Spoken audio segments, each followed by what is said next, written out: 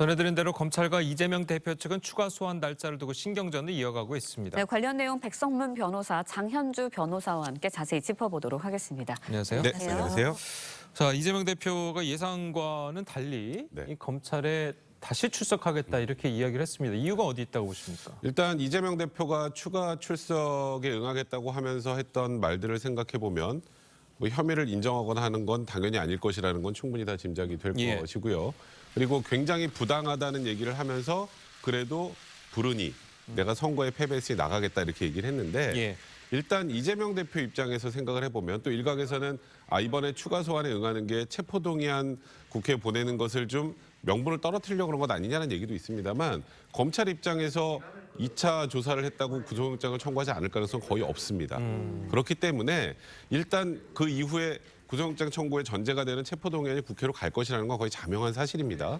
그러면 이재명 대표 입장에서 추가 출석을 하면 나는 검찰의 요구에 이렇게 성실히 응하고 수사에 성실히 다 출석을 했는데 내가 체포가 돼야 할 이유가 뭐냐. 오히려 체포동의안에서 의원들 설득할 때 굉장히 중요한 요소로 작용할 수 있을 것 같고요.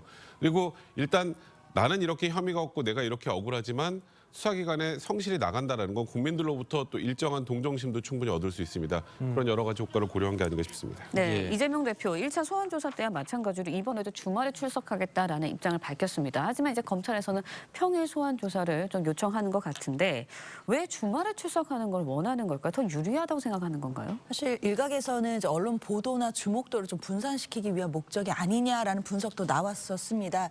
물론 그런 측면도 있을 수 있겠는데요.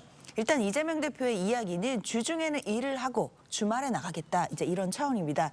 결국 그 말에서 볼 수 있는 건 당무와 사법 리스크를 좀 분리하겠다라는 전략으로 봐야 될 것 같은데요. 야당 대표로서 본인이 할 일은 하고 그다음에 사법 리스크는 사법 리스크대로 주말에 대응을 하겠다. 그래서 그 두 가지는 분리가 되기 때문에 본인이 지금 현재 야당 대표로서의 업무도 충실히 하고 있다라는 모습을 국민들께 보여주기 위한 전략으로 봐야 될 것 같습니다. 그런데 이제 그 말을 이제 뒤집어 보면 검찰로서는 평일이 일하는 날이잖아요.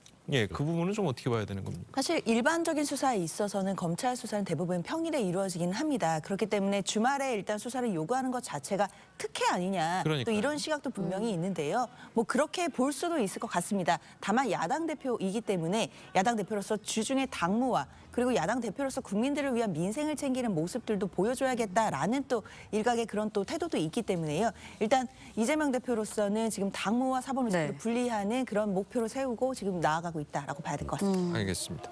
자, 그렇다면 지난 1차 조사 때도 뭐 8시간, 조사만 이제 8시간 하고 이제 조사 보는 것까지 한 12시간 반 정도 했는데 그 정도 수사를 하면서도 이제 많이 밝혀내지 못한 것들이 좀 있나 보죠. 2차 수사에서는 어떤 것들이 나옵니까? 일단은 이게 대략 10년 동안 있었던 일들 그리고 저희가 언론을 통해서 봤던 수많은 얘기들을 하나하나 질문하기 위해서는 사실 하루에 부족하다라는 거는 처음부터 검찰도 얘기를 했던 사실이었고요. 다만 이제 이런 분들이 있습니다.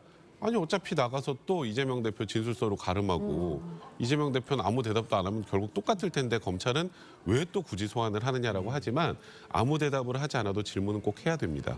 질문을 해서 아무 대답도 하지 않았다는 것 역시 조서에 남겨야 하는 것이기 때문에 준비한 질문은 다 해야 하는 것이고요.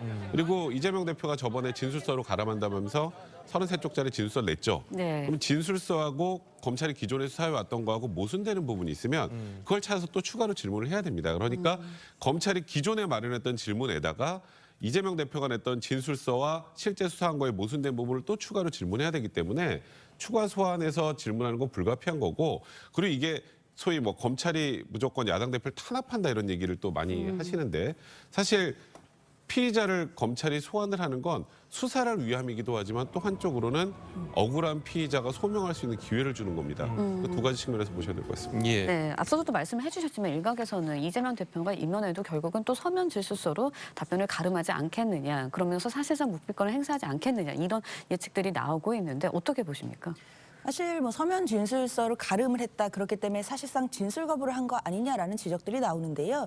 사실 뭐 진술을 하였든 사실상 진술 거부를 하였든 저는 이것은 피의자에게 보장된 헌법상의 방어권이기 때문에요. 이걸 가지고 정치권에서 뭐라고 하거나 뭐 공방을 벌이는 것 자체가 좀 부적절하다고 생각이 듭니다. 왜냐하면 모든 국민은 수사기관 앞에서 본인에게 불리한 진술을 거부할 권리가 보장돼 있는 것이고요. 그 진술 거부권 행사했다고 하더라도 그로 인해 절대로 불이익을 받아서는 안 됩니다. 야당 대표를 할지라도 마찬가지로 그 권리는 보장되는 것이고요. 다만 검찰 입장에서는 이재명 대표가 서면 진술서로 가름을 하고 답변을 안 하기 때문에 뭔가 조사가 실익이 없는 네. 거 아니냐라는 얘기들이 나올 수 있는데 그것은 정말 검찰의 시각인 것이고요. 검찰 입장에서도 지금 아까 백성훈 변호사님 말씀해 주신 것처럼 일단 피의자를 소환해서 조사하는 절차는 진술을 거부하든 안 하든 그 자체로 중요한 것이기 때문에 그 자체로 의미가 있는 것이지 그 안에서 피의자가 진술 거부권이나 이런 방어권 행사하는 것 자체를 두고 정치권에서 공방을 벌이는 건 좀 부적절해 보입니다. 예. 자, 뭐 어쨌든 뭐 이 네. 조사가 마무리가 되면 구속영장 아까 자명한 거다라고 이제 이야기를 했잖아요. 자, 그렇다면 이제 뭐 이제 이 대표 측에서도 여러 가지 이제 준비를 할 텐데 검찰이 구속영장을 청구하는 가장 큰 이유는 어디 있다고 보십니까? 일단 저번에 성남 FC 사건 때도 제가 구속영장 청구할 가능성이 높다고 예. 했던 건 그러니까 이재명 대표가 유죄다, 혐의가 인정된다는 뜻이 아니고 검찰이 수사를 한 이재명 대표 혐의를 보면 일단 기본적인 형량이 굉장히 높은 범죄입니다. 그리고 이번 대장동 이슈는 사실 죄명도 굉장히 여러 가지죠. 네. 이런 정도의 혐의가 있다면 통상적으로 영장을 청구하는 게 너무나 지극히 당연한 정도 상황입니다. 그 야당 대표건 일반인이건 상관없이. 그리고 이재명 대표 관련해서 지금 이런 정도로 그러니까 예. 야당의 반대가 극심함에도 불구하고 세 차례 소환 조사를 진행하면서 수사를 계속해 나가려고 하는 것 역시 지금 혐의가 굉장히 위중하다는 판단을 가지고 하는 것이기 때문에 예. 일각에서는 아니 뭐 이재명 대표 뭐 어디 도망을 가겠느냐, 도주의 우려가 있느냐, 증거인멸의 우려가 있느냐 이런 표현을 쓰시는 분들이 있습니다만 혐의가 중하면 도주의 우려가 있다는 건 거의 그냥 일반적으로 네. 법에서 그러니까 쉽게 말해서 혐의가 중하면 도주 우려가 있는 것으로 보통 이렇게 판단해서 평가하기 네. 때문에 혐의 인정 여부 어느 정도 입증이 되느냐가 일단 영장 발부 핵심이 될 텐데 예. 문제는 결국 국회 문턱을 넘어야 될 것이고 근데 국회 문턱을 과연 넘을 수 있을까와 관련해서 제가 초기에 말씀드렸던 것처럼 이재명 대표 입장에서는 국회의원들 입장에서도 이렇게 성실히 수사에 임하는 야당 대표를 체포하는 것을 용인하게 하는 게 과연 맞느냐라는 국회의원 내부에 또 여론전도 분명히 있는 거란 말이죠. 근데 그렇기 때문에 국회 문턱을 일단 검찰이 넘는 게 가장 중요할 것 같은데 다만 이제 변수는 이재명 대표뿐 아니라 일단 이재명 대표에 좀 반대하는 민주당 의원들도 좀 있지 않습니까? 예. 당권이 걸려 있는 부분이기 때문에 그분들이 어떻게 움직이느냐에 따라서 이제 소위 말하는 체포동의안의 통과 여부가 결정될 가능성이 높지 않을까 저는 개인적으로 생각이 있습니다. 예. 네, 유동규 전 본부장 측. 천화동인 1호의 지분이 이재명 대표의 것이어서 아무도 못 건드릴 것이다라는 생각에 약정서 같은 것도 작성하지 않았다라고 주장을 했습니다. 어제 이제 대장동 공판이 끝나고 기자들에게 이런 말을 했는데 이게 결국은 이재명 대표가 앞서서 이제 검찰 진술서에서 범죄 사실을 유 전 본부장이 시장이 나에게 보고할 리가 없다. 그러면서 개인 범죄로 좀 약간 선을 긋는 듯한 모습을 보였거든요.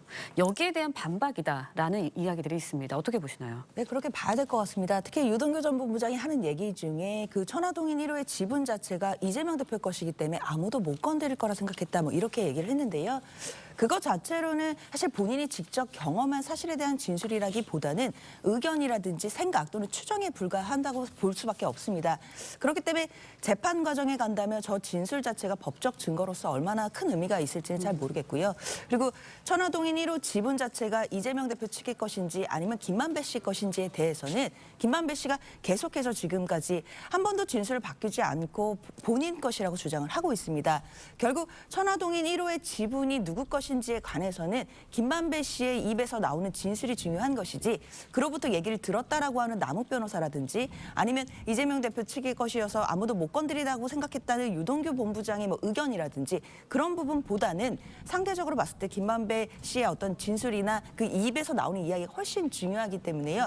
앞으로 김만배 씨의 진술이 어떻게 나오는지를 더 지켜봐야겠습니다. 네. 그렇다면 유동규 씨나 뭐 네. 윤동규 씨나 아니면은 뭐 남욱 씨, 남욱 변호사 같은 사람들의 진술은 뭐 크게 의미가 없는 겁니까 어떻습니까? 아니죠. 그거는 뭐 의미가 없다고 단정하기 어렵고요. 아까 유동규 본부장이 했던 얘기는 조금 전에 말씀하셨던 것처럼 지금 요 말만 놓고 오면 네. 본인의 개인의 의견이지만 여기에 어떤 증거가 부과돼 있는지는 저희는 지금은 알 수 없는 상황이고 그리고 특정한 사건이 있을 때 같은 장소에서 어떤 일이 벌어졌는지를 각각 이제 분리해서 신문할 때 동일한 진술이 나온다면 그 자체로 증거의 가치는 충분히 있는 것이고 그리고 또 지금 일단은 그 김용 부위원장이 이제 돈을 수수해서 유동규로부터 돈을 받아서 그거를 이재명 대표의 선거 자금으로 활용했다 이런 혐의로 지금 김용 부위원장이 좀 구속되어 있는 상황 아니겠습니까?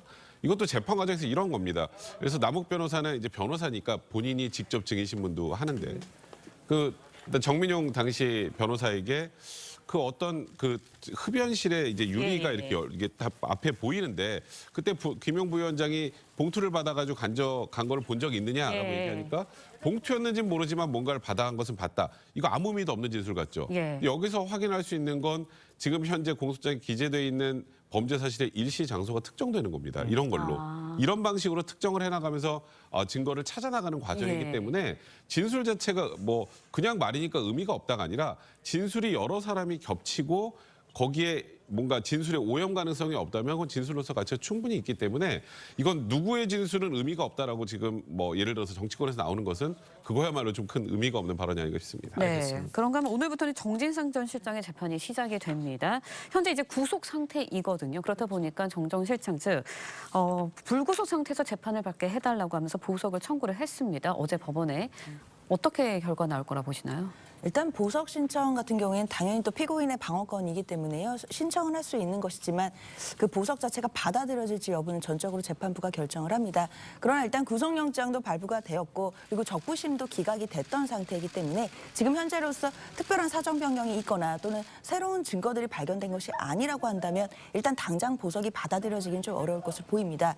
그것보다는 정 전 실장의 재판 과정에서 여러 가지 혐의들이 있는데요. 특히 뭐 돈을 받은 혐의나 428억을 뇌물로 약속받은 혐의와 관련해서 과연 정진상 실장이 그런 혐의에 연루가 되어 있는지에 대해서 검찰이 일단 1단계로 입증을 해야 되는 것이고 그리고 결국에 나아가서는 그 모든 과정에 대해서 이재명 대표가 알고 있었는지 또는 용인했는지 여부까지도 그 검찰에서 입증을 해야 되기 때문에요. 정진상 실장 재판과 관련해서는 이제 두 가지의 큰 산이 남아있다라고 봐야겠습니다. 예, 알겠습니다.